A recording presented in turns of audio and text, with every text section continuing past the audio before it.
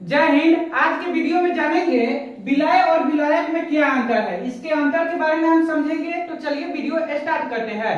तो सबसे पहले हम आपको बता दें, देखिए विलय और विलायक दोनों मिलकर विलयन का निर्माण करता है। क्या चीज का निर्माण करता है? विलयन का निर्माण करता है। आप लोग हमेशा याद रखिएगा, विलय और विलायक जब दोनों मिलता है तो विलयन का निर्माण करता है। तो चलिए हम अपने टॉपिक पे आते हैं। यहाँ पे आज का क्वेश्चन है, विलय और विलायक में क्या अंतर है। इसके बीच जो अंतर है हम आपको समझाने की कोशिश करते हैं। देखिए सबसे पहले हम विलय के बारे में जान लेते हैं। देखिए कह रहा है जो पदार्थ द्रव में घुलकर विलयन बनाता है। क्या बनाता है? विलयन बनाता है। द्रव जैसे हो गया, पानी हो गया, दूध हो गया, ये सब मतलब कि द्रव के अंतर्गत आ जाता है। पदार्थ मतलब कि चीनी हो गया, ये सब पदार्थ के अंतर्गत आ गया। ठीक, तो यही पे क्वेश्चन का आंसर बता रहा है, जो पदार्थ द्रव में घुलकर विलयन बनाता है। क्या बनाता है? विलयन बनाता है, वह विलय कहलाता है। तो मतलब आप लोग याद रखिएगा, जो पदार्थ मतलब कोई भी पदार्थ जो द्रव में घुलकर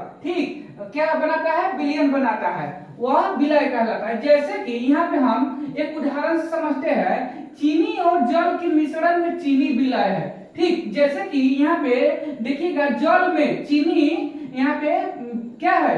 विलय है। जैसे कि चीनी यहाँ पे जल में घुल जा रहा है, अर्थात कहने का मतलब विला जा रहा है, घुल जा रहा है, गायब हो जा रहा है घुल के। तो क्या है? चीनी यहाँ पे विलय है। ठीक, और यहाँ पे जल क्या है? द्रव है। तो याद रखिएगा, जल हो गया द्रव, यहाँ पे चीनी क्या हो गया? पदार्थ। तो इसका आंसर यही है, जो पदार्थ द्रव में घुलकर विलयन बनाता है वह विलय कहलाता है। जैसे चीनी और जल के मिश्रण में चीनी विलय है। चलिए अगली का हम देख लेते हैं, विलायक में क्या अंतर है। देखिए उसी के विपरीत है।